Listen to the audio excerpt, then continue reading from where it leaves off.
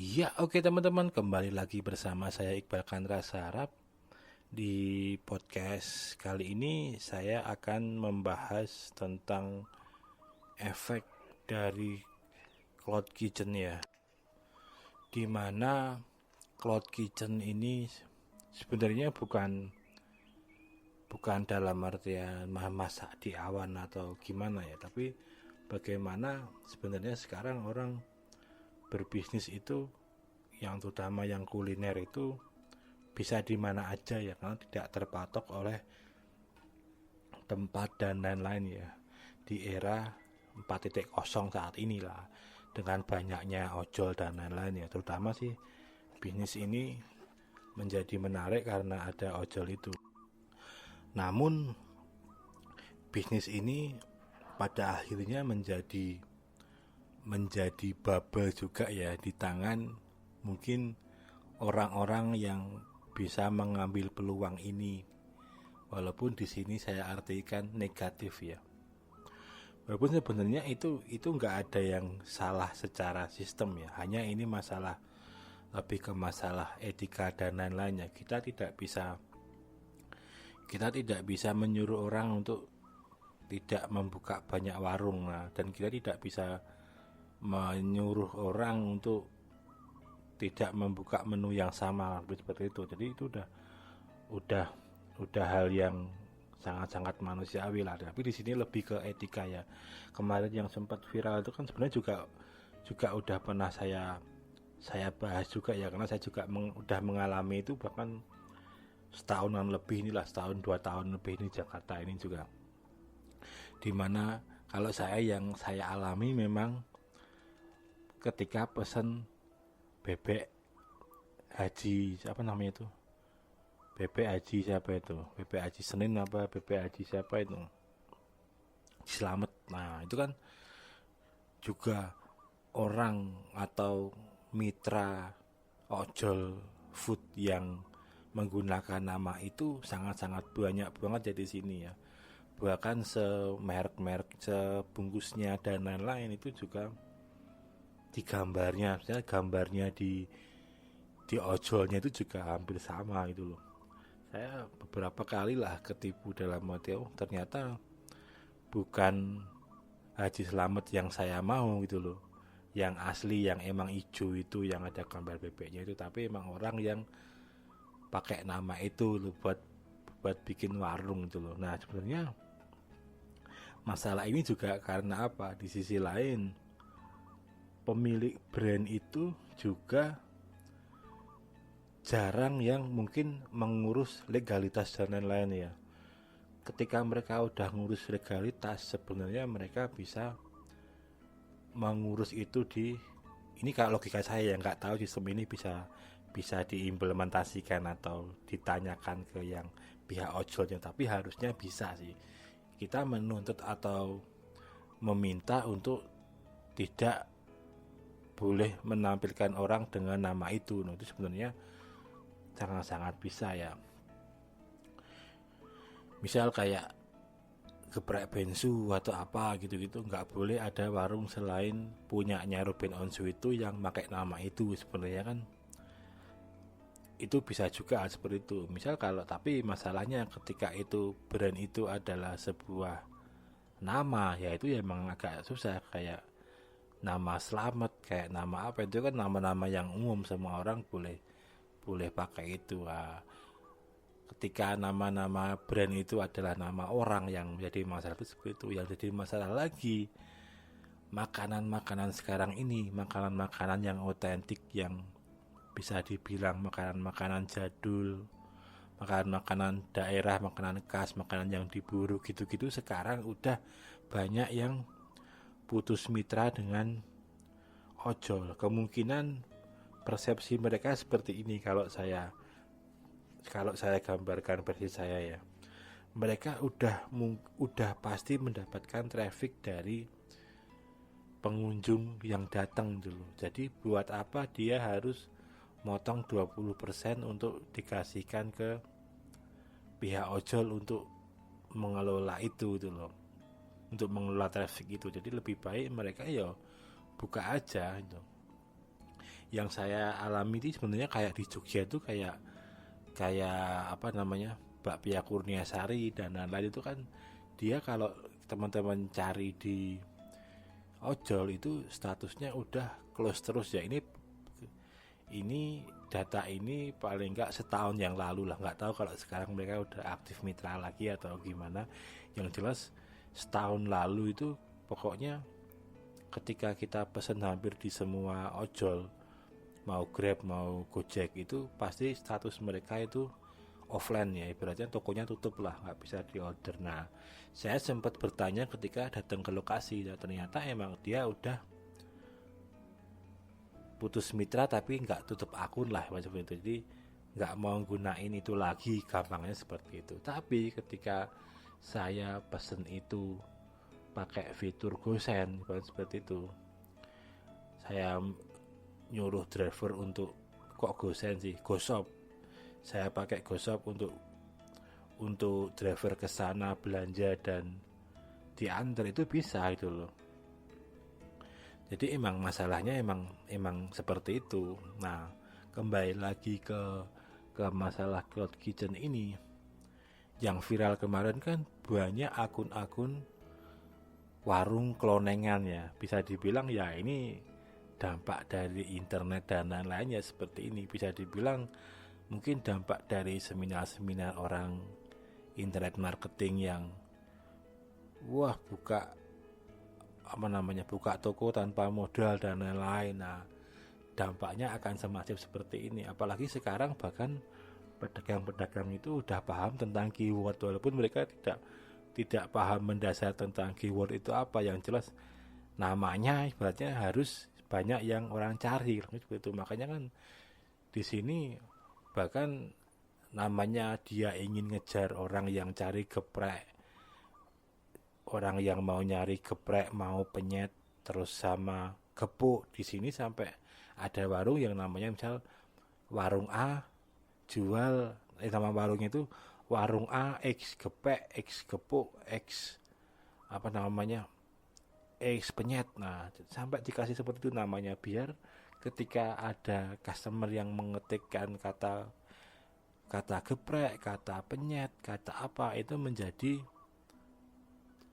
peringkat 1 di halaman search-nya, walaupun tetap kebanyakan fitur tetap by lokasi ya, tapi paling enggak kita udah ada opportunity di situ gitu loh. Nah, masalahnya lagi ketika yang disasar itu adalah keyword warung makan yang udah ada. Nah, dampak masalahnya di situ. Jadi misal kemarin yang kasus itu kan, bukan kasus sih, yang isu yang menjadi viral itu kan kemarin yang di Jogja itu kan ada yang namanya Olive, ada yang namanya apa, ada yang namanya nasi goreng apa gitu. Bahkan ada satu warung dulu sempat viral 2018 apa 2019 awal gitu. Jadi di mana satu warung itu menu makanannya itu nama warung-warung makan yang ngehit gitu loh. Misal saya lupa persisnya namanya, yang jelas itu mungkin dia kayak nasi ayam Nyonya Suharti, nasi ayam apa, misal mangut, lele, geneng atau apa. Jadi setiap menu yang dia jual mangut itu dikasih nama itu gitu. Buat saya itu sebenarnya nggak salah ya, itu sebenarnya sebuah strategi ya, kalau kita ngomongin di internet ya itu sebenarnya strategi. Tapi ketika kita ngomongin ke trust, ke user yang percayanya bahwa itu memang dikira beneran warung itu, pasti dampaknya akan ke semua ya. Bisa Gojek tidak mendapat kepercayaan dari customer lagi karena hampir semua makanan yang dijual fake. Nah, itu juga akan ada kemungkinan seperti itu. Yang kedua, banyak driver yang bisa dikasih bintang 1 karena dikira dia mengorderkan makanan yang tidak sesuai dengan ekspektasi apa yang diharapkan oleh customer. Itu juga bisa. Jadi masalah ini juga akan bulat ya.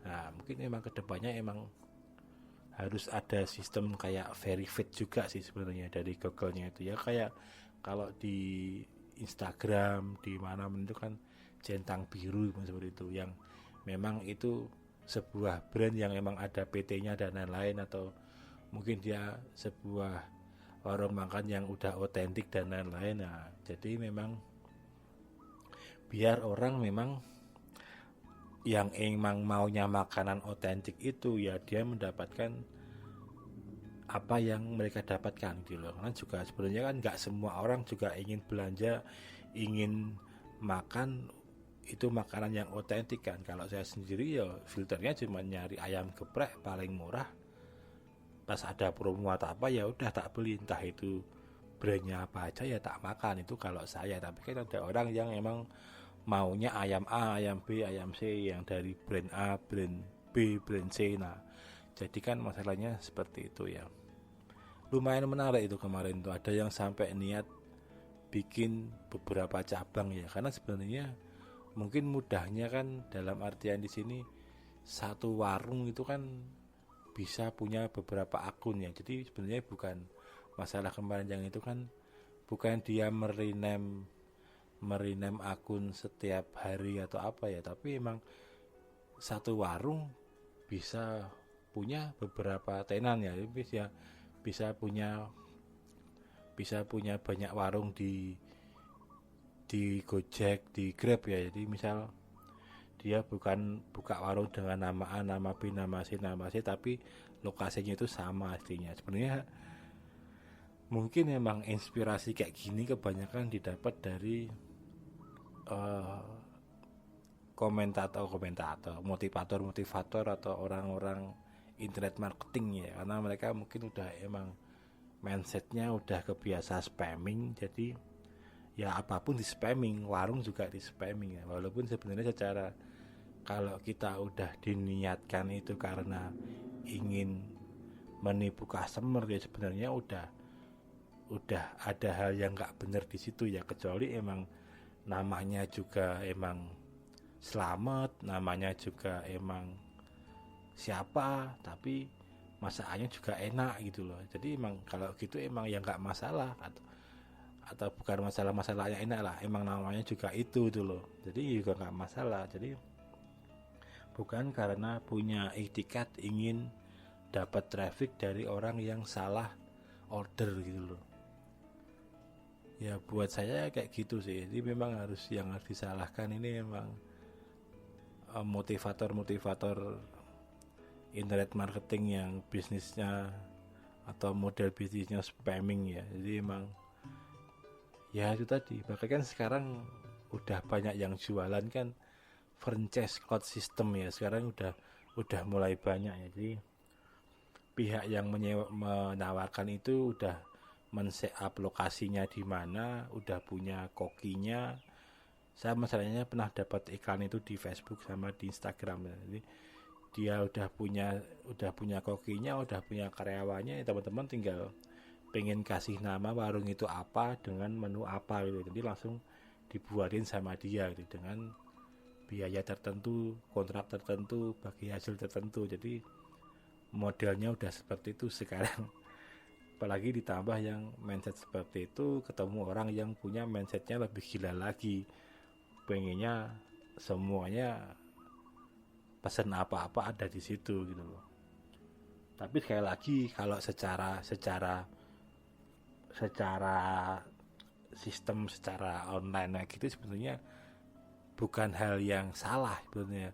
Ya logikanya emang ya persaingan emang seperti itu. Cuman kalau kita ngomongin etika dan lain-lain, ketika diniatkan untuk menipu ya udah gimana lagi, itu sebenarnya udah hal yang nggak bener, udah urusannya udah sama Gusti Allah. Karena kalau gitu kan udah niat jelek kan. Tapi kalau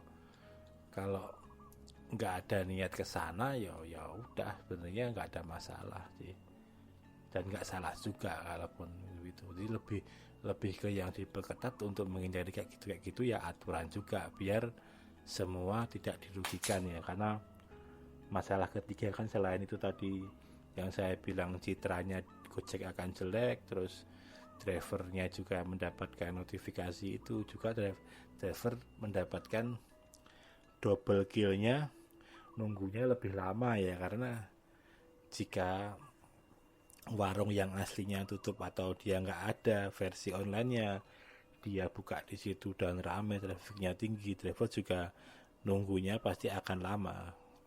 Karena rata-rata kan orang yang model bikin bisnis cloud system dengan tenan banyak seperti itu, dia hanya punya benar-benar minim budget beneran. Dia cuma punya satu dapur, dia punya satu karyawan, bahkan karyawan itu nanti yang ngurusin notes, bikin nota, bikin apa, jadi emang prosesnya jadi akan lebih lama. Ya mungkin emang intinya sih untuk menghindari kayak gitu lebih ke aturannya emang harus diperketat lagi sih, masalah standarisasinya kayak gitu, nama yang akan digunakan apakah menyinggung brand A, B, C dan lain-lain lah. Ya kurang lebih seperti itu teman-teman, semoga ini juga bermanfaat atau teman-teman jadi ada paling enggak ilmu atau sudut pandang lain lah. Kembali lagi di podcast saya selanjutnya. Salam olahraga.